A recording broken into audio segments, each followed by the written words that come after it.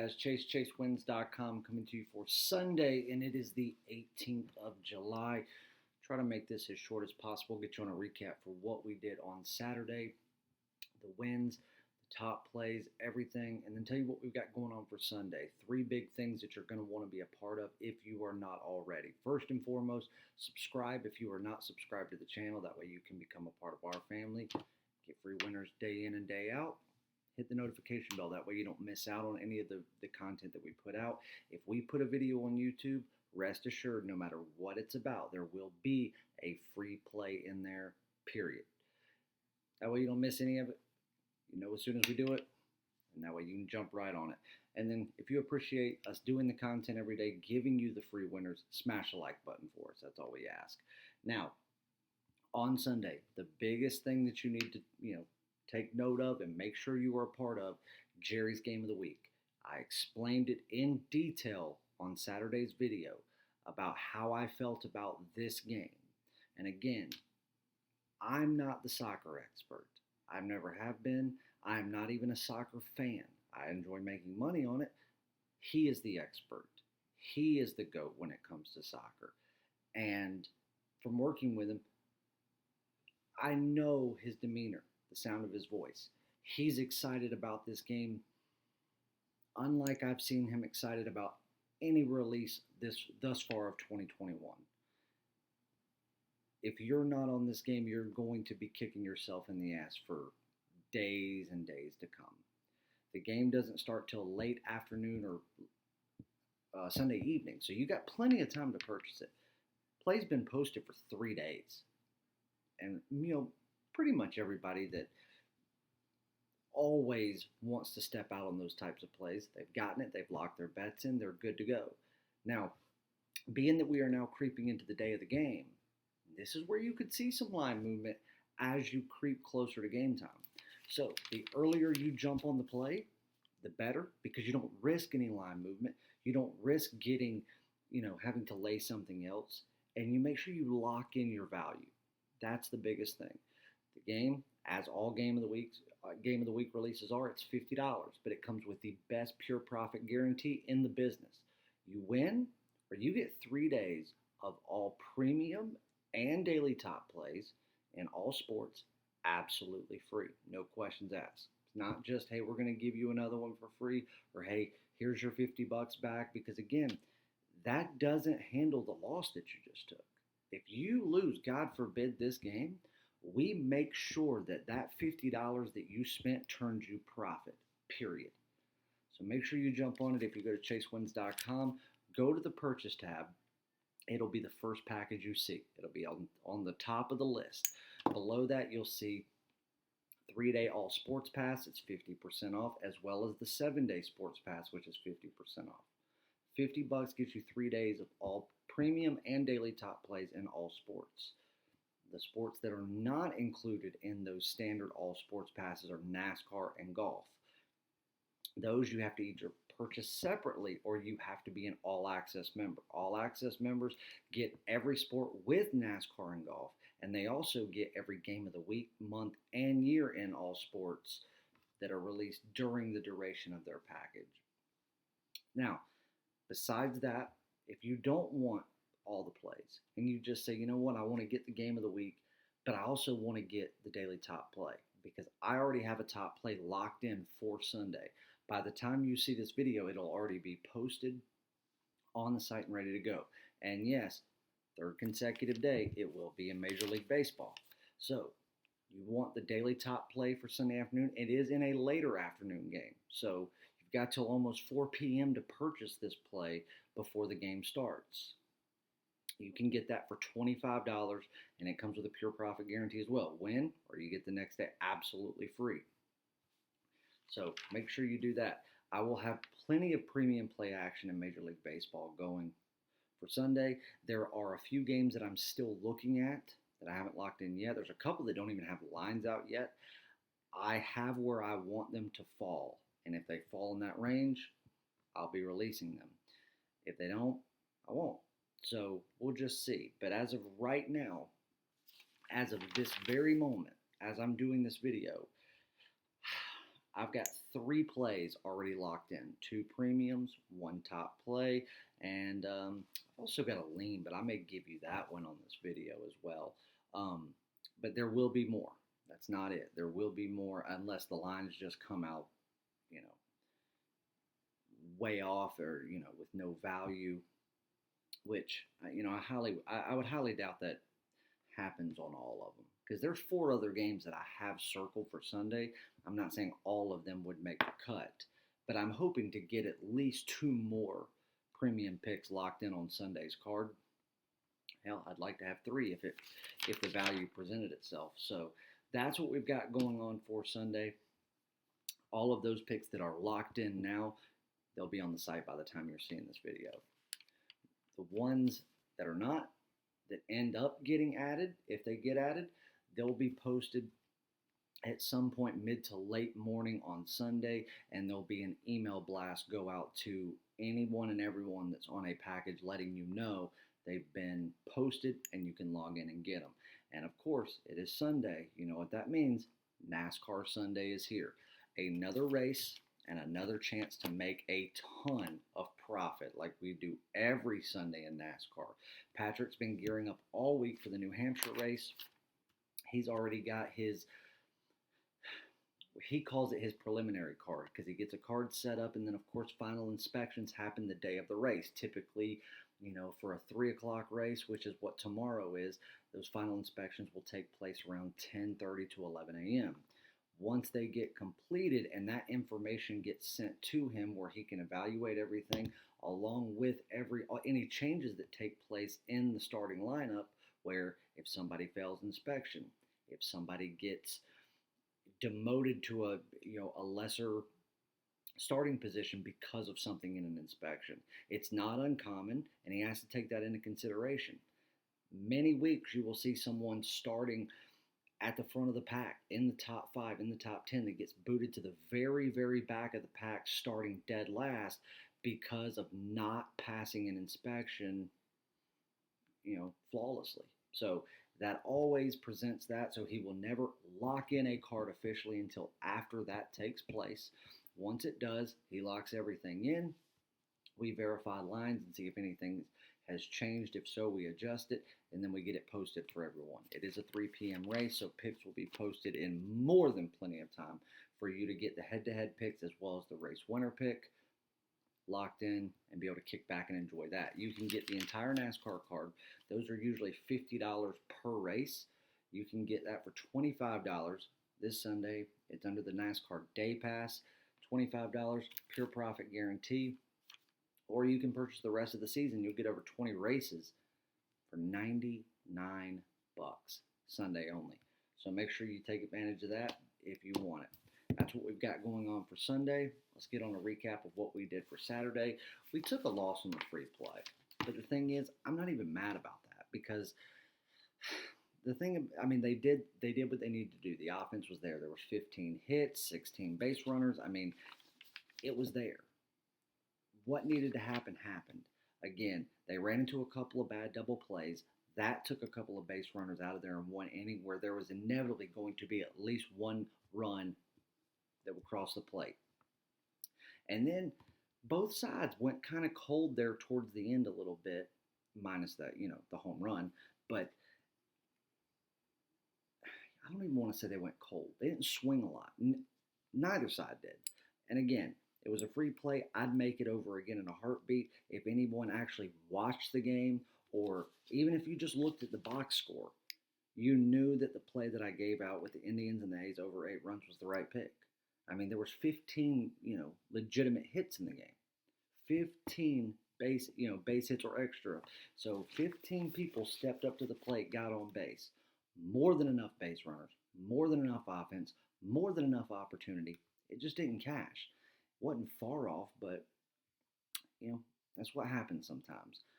You take it, you brush it off, and you move on. I hate that we lost that one, but it is what it is. It wasn't because we were on the wrong side of it, the wrong pick. Just didn't fall our way. The one loss that we did take that I am that I was pissed off about was the New York Mets. We took the New York Mets. We had $1.58 at the time of release. Some people were saying they got it as low as $1.50 when they wagered it around lunchtime. And I saw some people say that they got it as high as 165. So either way, we would have still taken that. But the New York Mets, everything started slow. You get into the fourth inning, Mets put a couple runs on the board, stays a little bit slow after that. Then they keep kind of tacking them on. They keep tacking them on. They get up to 6. The end of the game, 8th inning, you go to the middle of the 8th. They've got 6 outs they need to get, and they're up 6-0. 6-0. They give up. Their bullpen gives up. They put in 4 bullpen guys today. 4 people came in to relieve that game. And 3 of those decisions they really baffled me. I didn't understand them. They weren't within rotation. One of them wasn't even fully warmed up as far as his rest goes, and shouldn't have been pitching till at least Tuesday. And it made no sense. It was almost like they had the game won. They thought it was over. There was nothing Pittsburgh could do. And because they had a good starter going in on Sunday, or supposed to go in on Sunday, that they would go ahead and save the better of the 2 selections as far as Saturday and Sunday go with their pen, put in the lesser of the arms. They'll still get the win, and then they'll be set up for what should be an even easier task to get a win on Sunday. Lock in the series, 2 wins to 1, and then, not give up another series. 5 runs given up in the bottom of the 8th. 5 runs. So they go into the top of the ninth. They're up 6-5. They put up another run, get a little insurance. They're up by 2 runs. Going into the bottom of the ninth, what do? They switch bullpens. They switch relievers again after the 2 that had come before it were trash. Even the one that was still pitching, ending the 8th, he wasn't any good, but he was finally starting to get control and command over what he was throwing. He had to go mainly four-seam fastball and slider. He took his off-speed stuff out of there. No changeup, or no, he didn't throw a changeup. Curveball, no curveball, slider, four-seam. That was it. He started to gain control and command, and he was the guy that needed to go out there and get the 3 outs. Yes, he was probably going to give up a hit. Hell, he may have even given up a home run maybe. But he was going to force some ground balls. It wasn't going to take much. They were going to walk out of there with a win. It wasn't going to be a pretty one after what they did in the 8th, but it was going to be a win nonetheless. They change pitchers yet again, and they give up a walk-off grand slam. A walk-off grand slam in the bottom of the 9th. To not just lose their 2-run lead, but to lose the game outright by 2 runs. And they did it in 2 half innings, going into the bottom of the 8th with a 6-0 lead. Unbelievable. So you know what? Were we on the right side of that game? Yes, I would say so, considering it was the bottom of the 8th. They were up 6-0. The game was over. Again, it's sports. That's why they say nothing can be guaranteed. That was a gut-wrenching loss. That one I was pissed off about. But hey, it's what happens. Now let's get into the positive stuff of the day, where we still turned profit and still had a good day. NBA real quick. Let's get that out of the way. Suns, Bucks, Game 5. You know what? While I was highly leaning towards the over,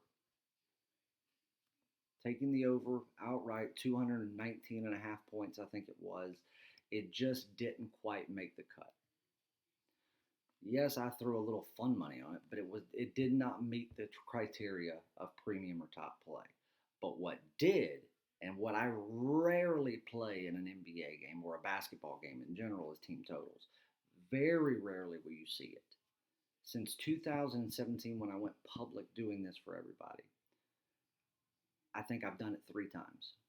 But we did it on Saturday. Suns. I mean, it was an easy decision. Suns over 109.5 points. Team total, easy. And a nice, easy 1-0 day in the NBA. Another premium winner. That puts us 2-0 in the NBA Finals. perfect record. Going to go for another perfect record just like we did in the Stanley Cup Finals. A couple days and we'll see Game 6. So, nice win there. Then, Mariners Angels over 8 runs. Nice easy winner. Dodgers run line. That one was a little bit steep on juice. It was minus $1.55, but there was no way that I wasn't going to take that with the pitching matchup, and especially with the way the bullpens were matching up, because you saw Dodgers got some offense going. They gave up a little bit, 2-2 game, and then when the bullpen took over for Colorado, the floodgates opened. That was the deciding factor for me in that game, and it worked out exactly like I thought it would. So an easy win there. And then the Orioles and the Royals over 9 runs. Top play and another winner. So another winning day, another top play winner, and another day of profit. And the MLB King reigns supreme again. Congratulations, everyone. We should have had the Mets win too. I mean, technically, we should have won the A's game and the Mets game, but the Mets game was all but over. But nothing you can do about it, right? Let's get on to a free play. And I'm going to do the one that will be the most watched game of the weekend. Sunday Night Baseball, New York Yankees, Boston Red Sox, Yankee Stadium. Perez and Talon going in. Neither pitcher I really trust. Perez, one thing that I do like about him is the fact that he's really starting to build his velocity up. His command's getting better with each passing game. But the problem is he's still not controlling his breaking ball really well. His breaking ball is kind of all over the place, and that's why he has the ERA that he does, over 4. Now, if he was pitching in a league, like the AL West or even the NL Central, as they're going right now, he would have an ERA under 2 or under 3. Easily. He certainly wouldn't have an ERA over 4. But with a potent AL East, like I told you it would be at the beginning of the season, with them and the Blue Jays at the helm, just like I told you the Blue Jays would be, just like I told you Boston would be, and the Yankees would suck shit. But you also have the most aggressive team at the plate in all of the American League. Baltimore don't have a ton of offensive talent, but they go out there and they do what it takes. They swing at everything just trying to get offense, and it works. That's why that breaking ball has hurt him so much and gotten his ERA above 4. That's what he struggles with. When he goes out there and throws a 4-seam fastball inside or even low and outside, it clips the corners beautifully, and he can put down the best people at the plate time and time again. The breaking ball is what kills him. He does have a 2-seam fastball in his arsenal, or a sinker, depending on if that's what you call it. It's not a sinker, it's a 2-seam fastball, but analytics people say sinker. They're wrong, but I digress. He has a 2-seam in his arsenal, and I've only seen him throw it, I don't know, maybe a dozen times this year. I mean, most starts out of the, 13 starts that he's had, or 12 starts he's had all year, I mean, a couple, 2-3 times in a game, maybe, and then he doesn't throw it again 3 or 4 games, and then, so he's thrown it about a dozen times this year. It hasn't worked out well for him, but the problem is the command's there, the velocity's not there. 2-seam fastball, low tilt, low spin rate. When you get something that slow and hanging over the plate, they're going to clobber it. He's given up 3 home runs this year by trying to throw a 2-seam fastball. The command's there. He's got to get that velocity up. The spin rate and the tilt have got to get up there where a 2-seam fastball should be, instead of with the spin rate of a changeup. If he could do that, he'd have another pitch in his arsenal that would work beautifully in the American League East, the type of batters that they have right now. Bo Bichette, Vlad Guerrero, batters like that. The Yankees are desperate. They're desperate. They're going to swing for the hills because it's Boston, and because if any player on that roster has a functioning brain, they will know the only chance we have to just compete with Boston or anybody is to swing at everything they can. And again, let's be the Orioles. Let's throw everything against the wall and see what sticks. being that it's Sunday Night Baseball, being that it's in the Bronx, being that it's the Boston Red Sox and the biggest rivalry in baseball, they're going to do that, I believe. And I believe they'll have some success. Be it, I don't know that it'll be the success that I think the Red Sox will have, if you get my drift. But I think they'll find some. And Boston's bullpen's in a tough spot here. If Perez can go deeper into the game than he normally does, Boston doesn't have to so much worry about the bullpen. But he's only pitched 84 innings this season in 12 or 13 starts. So expecting him to go deep into a game is not the best idea. It's highly unlikely. So I believe that both bullpens will get presented earlier than either team would prefer.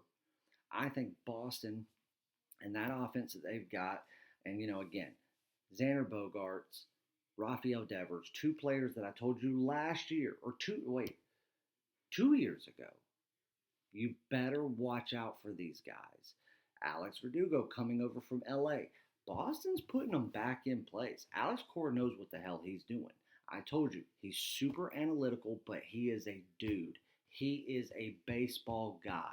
He is a dude's dude. And he's incorporated those analytics better than any true fundamental baseball mind has. Well, maybe outside of Mike Matheny. But he is super analytical. And he has put the pieces where they need to go. That offense is led by Rafael Devers, no matter who wants to argue with me. And then you have people like Alex and Xander. That offense has what it takes. And the pitcher that the Yankees have going in, which is like it's going to be their savior, second to Garrett Cole. They want this to be their number 2 guy. He sucks. He sucks. 82 innings pitched, a 4.9 ERA. And to be honest with you, when you look at who he's played, the teams that he started against, a 4.9 ERA for any pitcher in the starting rotation of the New York Yankees franchise is an absolute joke and unacceptable. I hate the Yankees, so I'm glad. But it's just, it baffles me. The team that has perfected buying championships, they can't even buy players that are worth a shit. He sucks. Boston's going to take him long. Boston's going to get to him early and often, and Boston's going to eat him alive. But on the other hand, I do think Perez gets touched up just a little bit in this game. And when the bullpens take over, especially if you see the bullpens by the start of the 6th inning, both of them, that's when you're really going to start seeing some longer balls, longer innings, more offense. I mean, any way you want to cut it, there's no way that I am not going to get all over this total. 9 runs, minus $1.15, Yankees Red Sox. I'm going over, and I'm not hesitating one bit. If you see this video late on Sunday or after lunchtime, it would amaze the shit out of me if this total doesn't hit 9.5. Hell, it wouldn't surprise me if it hit 10, because truth be told, this total should be at 10.5 from the jump.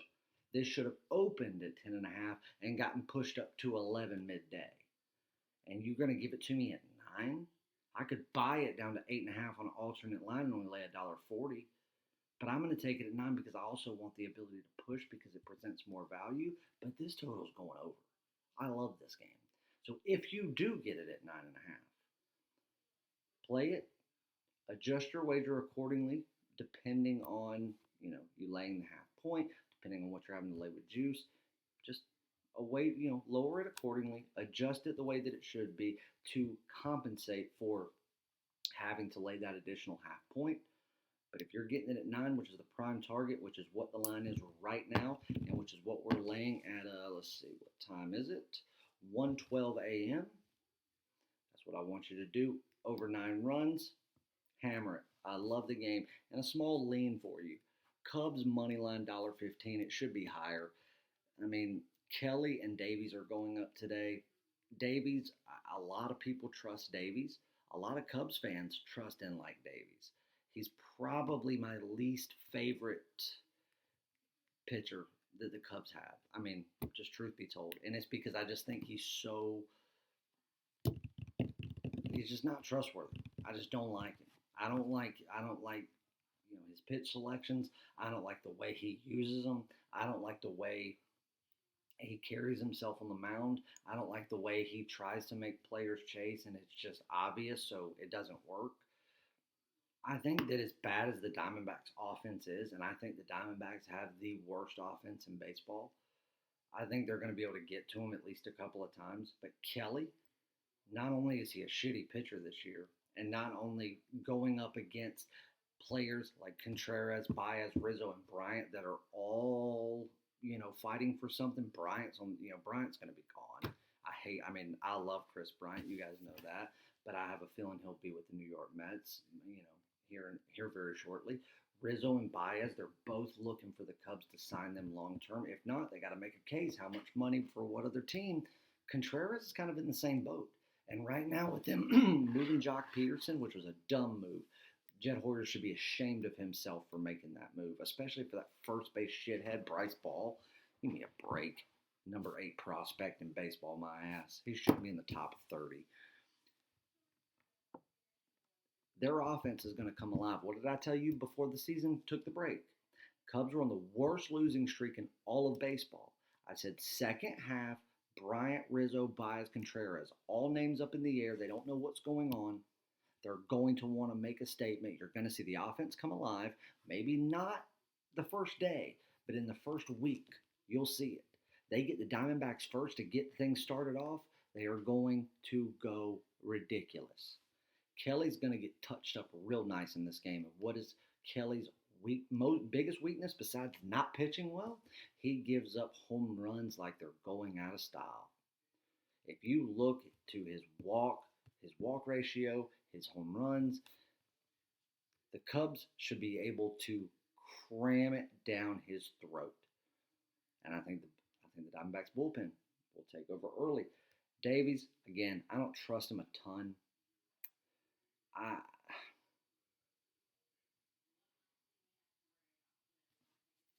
I wanted so bad to release that as a premium play. And who knows, maybe I will end up wagering it that way, but as of right now, just some fun money. I'm taking it as a lean, and the only reason is because I just don't trust. I don't trust Zach Davies. I don't. Even against what I consider to be the worst overall offense in baseball. I'd love to release it as a premium play, and like I said, maybe it will get bumped up to a premium play. So if you are on a package, you will know that if it happens. But for right now, unless you are told otherwise, I played that as a lean and a lean only. So take it as a lean. Cubs money line minus $1.15. Not a ton of risk there. Very low juice. And that's what prompted me, even though I don't trust Davies to, is still get some action in on the play. But your official free play. Red Sox, Yankees, Sunday Night Baseball, 7 p.m., over 9 runs, minus $1.15. That's your free play. Go to chasewins.com, get on a winning package. Congrats to everybody on another winning day, another top play winner, and another day in the winner circle. Jump on multiple packages this Sunday, depending on what you want. Make sure you get on the game of the week. Then jump on the premium and daily top plays. Get NASCAR. You will not be disappointed. And we'll see you guys back for Monday and the start of another winning week. See you guys.